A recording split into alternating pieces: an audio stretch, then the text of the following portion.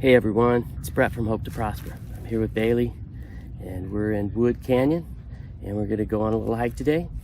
And thanks for coming along and watching my video, and appreciate y'all. And today's subject is longevity and retirement. Okay, thanks a bunch. See you soon. There's a couple reasons today that I wanted to talk about longevity and retirement. The first reason is that I have a couple friends who just wound up in the hospital in the last week or two and almost died. Almost died, both of them. And luckily, they're both doing pretty good. One of them's out of the hospital. The other one's moved out of ER into a regular room. And he's going to be fine. But, man, that scares you. One of these guys is only 58 and the other one's only 61. So it's not like they're old. It makes me think about staying in shape myself. Second reason I wanted to talk about this is I've been watching this Netflix documentary about the Blue Zones by Dan Bettner. I think it's called Living to Be 100 or something like that. If you haven't seen it, it's very interesting, something I recommend you watch. So anyways, those are the two reasons I have an interest in longevity this week, and thought I would just chat you up about it and see how you guys feel. So anyways, there's one other reason too. I read a stat, and I don't know the exact stat, where if you retire early, you're more likely to die early. And I thought, man, that's not good. One of the reasons I retired early is so I could do something healthier with my life and not just be sitting at a desk. So I was kind of disappointed to find out if you retire early that you're more likely to die early. So anyways, those are the three reasons I wanted to talk about longevity.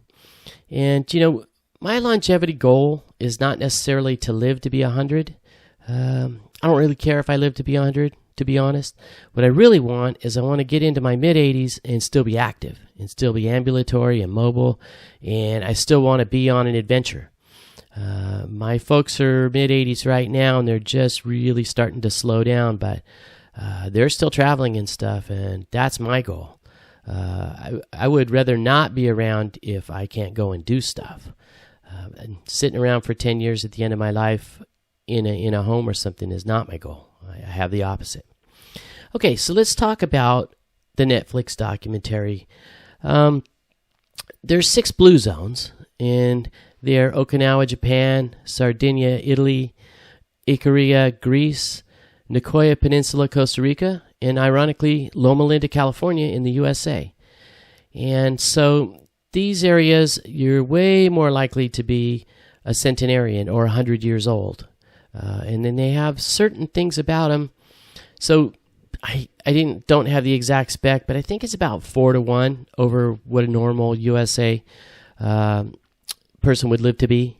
Our life expectancy is around 77, 78 in the USA, whereas around the world, some are much lower and some are much higher. So with all our medicine and everything, we're not the longest lived people by a mile. So here kind of are the keys to longevity according to this documentary and other, pretty common advice. The first one's healthy diet. And by healthy, all these blue zones have a slightly different diet, but the key is that most of the diet is vegetarian, and they're not strict vegetarians or vegans. They eat fish, they eat dairy, they eat other things that are not vegan, but they do it really sparingly. They don't eat a lot of meat.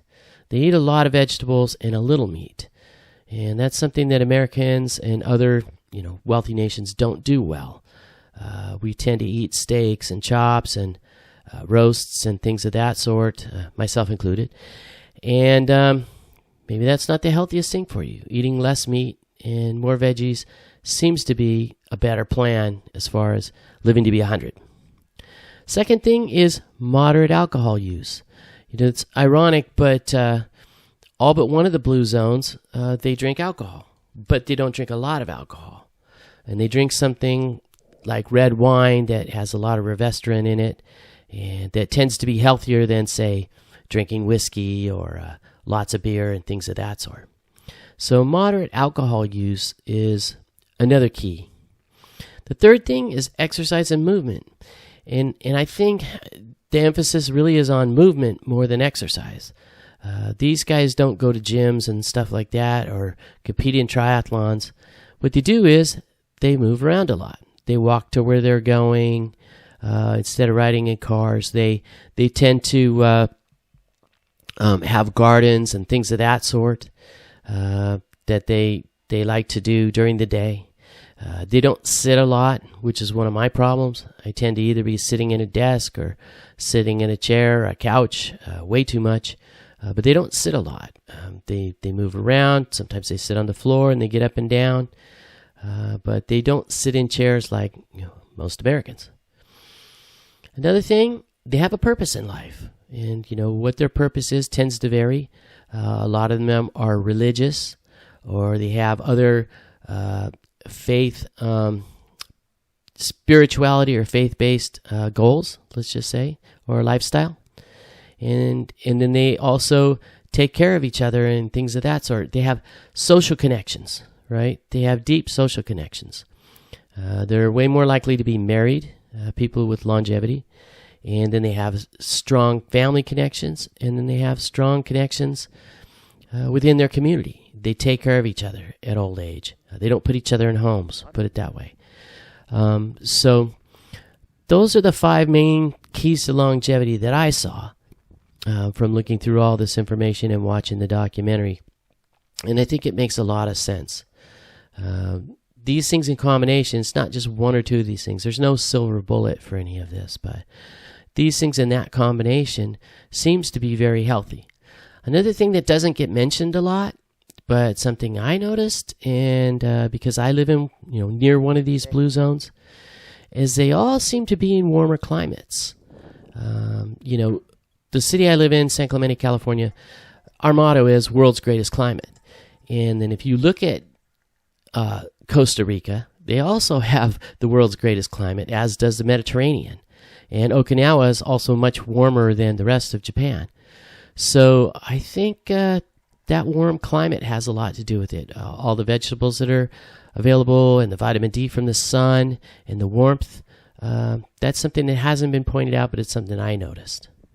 So that is my thesis on longevity and retirement. I'm doing a lot of these things. I eat a primarily Mediterranean diet, although I've been eating a lot too much meat lately. I've cut way back on alcohol use and lowered my body weight. Those are some of my goals.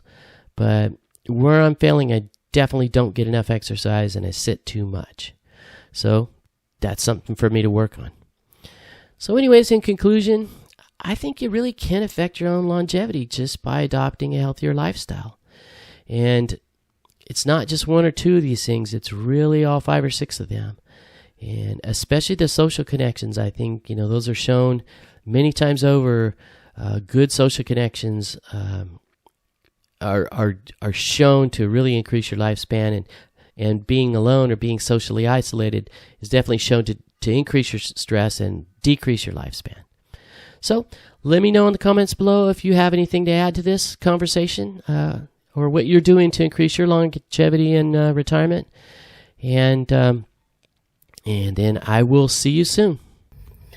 Okay, well, that was a big disappointment. Bailey wasn't allowed to go hiking in Wood Canyon, which sucks. I mean, who has a nature reserve area and doesn't allow dogs on a leash? Anyways, Bailey wasn't able to go, but we still had a nice little walk around the park. And I guess I'll just go hiking by myself next time I'm here. Anyways, thanks for coming along. I hope you guys enjoyed the subject, and I hope you enjoy my channel. If so, please like and subscribe. I can't tell you how much I appreciate that. Helps me out. And then also, I'm just wishing you all health, happiness, and prosperity in your lives. I hope you have an awesome day, and I'll see you next week on our next adventure.